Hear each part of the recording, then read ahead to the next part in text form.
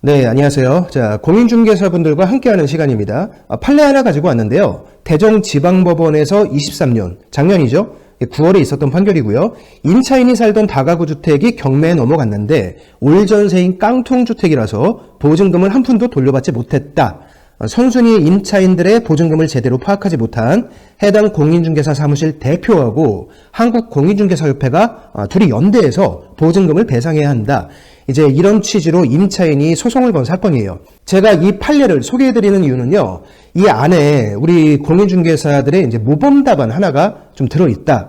이렇게 보여줘서 판례를 좀 보다가 제가 꼭 소개해드려야 한다는 생각이 들어서 한번 가지고 와봤습니다. 내용을 좀 정리해 볼게요. 소송을 건 원고가 임차인이고 개업공인중개사와 한국공인중개사협회 이렇게 둘이 피고입니다. 개업공인중개사의 잘못으로 인해서 손해가 발생했으니 공제 업무를 맡고 있는 협회도 연대해서 책임져라. 이렇게 둘을 같이 묶은 거예요. 계약한 곳은 총 11가구가 있는 다가구 주택이었는데요. 보증금 1억 6천만 원으로 2022년 8월에 계약을 했고요. 9월에 입주를 합니다. 그리고 약 4개월 만인 23년, 작년이죠. 1월에 임의경매 개시가 되었어요. 입주할 당시에는 이제 선순위 근저당이 2건이 있었는데 채권 최고액 합계 7억 9천만 원이었습니다. 이제 여기까지는 팩트고 확인 설명이 된 내용이에요. 자, 이제부터가 원고인 임차인의 주장입니다. 원고가 손해배상을 주장하는 요지는 확인 설명 내용 중에서 선순위 임차인들의 이제 보증금에 대한 설명, 이제 이 부분이 잘못되었다는 거예요. 총 11가구 중에서 3개만 전세고 나머지 8개는 월세이다. 이제 계약을 할 당시에는 이렇게 설명을 들었는데 경매 개시가 된 것을 알고 임차인이 이제 다른 임차인들을 직접 만나본 결과 11가구 전체가 전세였다는 거죠. 중개사무실에서 선순위 임대보증금을 명확하게 조사하지 않은 채 임대인의 말만 듣고 잘못 설명했다. 그로 인해서 임차인 본인이 잘못된 판단을 하게 되었다.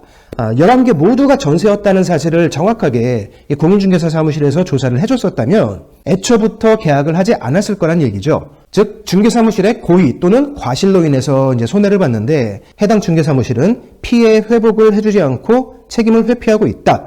보증금 1억 6천만 원을 빨리 배상해라. 이제 이런 내용이에요.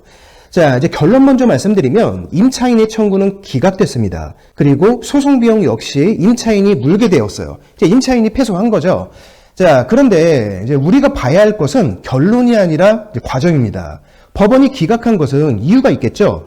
공인중개사 사무실은 어떤 이유 때문에 손해배상 책임을 피해간 것인지 우리한테는 이게 굉장히 중요한데요. 법원의 판결문 내용을 좀 정리해 보겠습니다. 자, 몇 가지 얘기가 들어있는데 하나씩 좀 정리를 해볼게요. 이제 첫 번째 내용인데 확인 설명된 내용만으로도 선순위 채권이 이미 엄청나게 높다. 그런데 임차인은 그걸 알면서도 전세 계약을 했다. 이제 이게 첫 번째 내용이에요.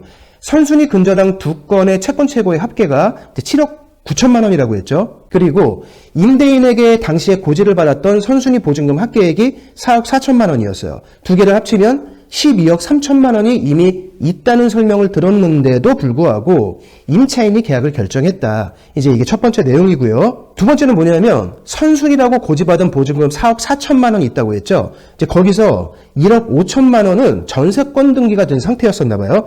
그런데 임대인이 이걸 말소해 주겠다고 약속했던 내용이 있었어요. 중개사무실에서 계약할 당시에 이제 이 내용을 특약사항으로 넣었었는데 임대인이 약속을 지키지 않았습니다. 만약에 약속대로 이게 이제 전세권 설정이 말소되었다면 임차인 입장에서는 뭐 되게 많이는 아니겠지만 조금 더 약간 더 안전해질 수가 있었겠죠. 그런데 그게 안 된 거죠. 자, 그런데 이거는 이제 중개사무실의 책임이 아니다. 임대인이 약속을 어긴 것이지 공인중개사의 책임이 아니다. 이제 또 이런 내용이 판결문 안에 들어 있고요. 세 번째는 원고인 임차인의 주장 중에서 이런 게 있었어요. 공인중개사는 임대인의 말만 믿고 이를 임차인에게 전달할 것이 아니라 다른 세입자의 임대차 계약서, 주민등록 등본 이런 거를 확인하거나 인근 중개업자들에게 해당 건물의 임대차 조건을 확인해 봐야 했었다. 이런 부분이 부실했다. 이제 이런 취지로 임차인이 주장한 게 있었어요. 이제 여기에 대해서는 법원이 뭐라고 했냐면, 자, 한번 읽어볼게요. 공인중개사가 다가구 주택 건물의 호실 총수, 임대 중인 호실의 개수, 각 임대차 보증금의 액수, 확정일자 부여 현황, 이런 거를 정확하게 수시로 파악할 공권적 조사 권한을 갖고 있지 않은 것이 현행 제도이다. 이제 이렇게 얘기를 했습니다. 자, 무슨 말인지 이해가 되시죠? 공인중개사가 그렇게 꼼꼼하게도 조사를 해주면 좋겠지만 그런 공권적인 조사 권한이 실질적으로 없다. 이제 요거를 짚은 거예요. 고로 정확한 확인이 불가능했던 것은 공인중개사의 과실이 아니다. 그리고 과실이 없는 상태에서 법령이 없는 무과실 책임을 지게 하는 것은 경계해야 한다. 판결문에 이런 얘기가 좀 써 있습니다. 자, 네 번째는 확인 설명서의 기록 내용입니다. 사실 저는 이게 가장 큰 역할을 했던 것으로 보여요. 확인 설명서에는 임대인에게 자료 제출이나 상세 내역을 요청했지만 임대인이 거부했다는 내용, 그리고 그 과정에 대해서 아주 자세하게 적혀 있어요. 이게 판결에 거의 한 90% 이상의 영향을 미치지 않았나 개인적으로는 생각하는데요. 좀 보여드릴게요. 확인 설명서에 보시면 실제 권리관계 또는 공시되지 않은 물건의 권리사항, 요 내용을 적는欄이 있죠. 9번 항목인데요.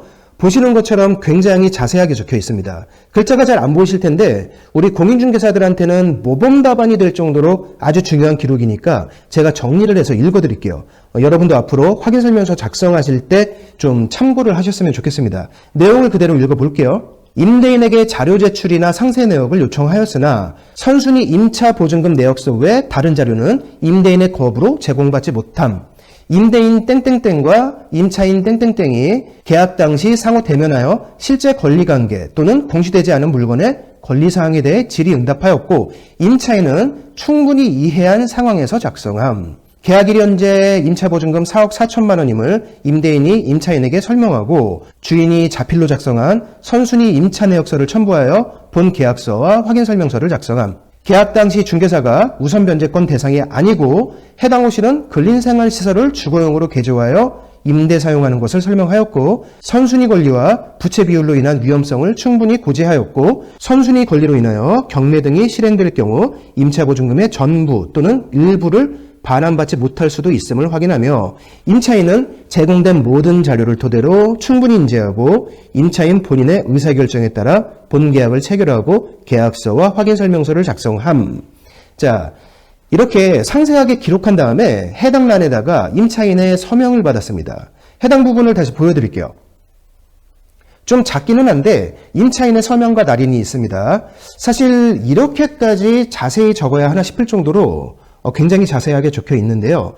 이렇게까지는 아니더라도 내용을 자세히 보시면 어떤 멘트와 어떤 단어가 포인트인지 짚어보실 수 있을 거예요. 뒷얘기도 조금 있어요. 확정일자 부여 현황을 발급받도록 공인중개사가 조언하거나 발급 방법을 설명했어야 했다. 임차인의 이런 주장도 있었는데 이거는 새로 개정된 공인중개사법에 있는 내용입니다. 지난 10월에 이런 조항이 추가됐는데요. 이 사건에서 계약을 한 시기는 2022년 8월이죠. 계약 당시에는 확인설명 의무사항이 아니었기 때문에 이 부분에 대해서도 책임이 없다. 이제 이렇게 판단했어요. 자, 물론 공인중개사가 그렇게 조언하는 것이 바람직하긴 하지만 그걸 안 했다고 해서 임대인의 건물이 경매로 넘어가고 임차인이 손해본 것을 공인중개사의 책임으로 돌리기에는 부당하다. 이런 내용이 판결문 뒷부분에 조금 더 있습니다.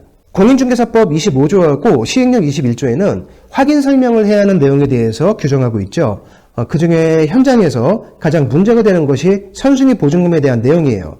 판례에도 나와 있듯이 우리 공인중개사들에게는 조사 권한이 없습니다. 임대인이 거짓말을 하거나 자료를 가짜로 만들어주거나 협조가 안 되거나 이러면 공인중개사는 이걸 진짜로 확인할 방법이 없다는 거예요. 임대인에게 자료 제출을 요구할 뿐인데 또 현장에서는 대부분 협조가 잘 안 되죠. 이런 상황에서 임대인이 기분 나빠하니까 보통은 확인설명서 해당란에 임대인의 거부 사실과 비협조 내용을 자세히 안 적습니다. 하지만 오늘 보신 것처럼요. 이렇게 FM으로 적어주는 것이 맞아요. 실제로 해당 부분을 공란으로 놔두거나 이제 임대인 비위를 좀 맞추기 위해서 단어 선택을 애매하게 해서 좀 대충 적는 경우가 많죠. 그런 경우에는 배상 책임이 나올 수 있습니다.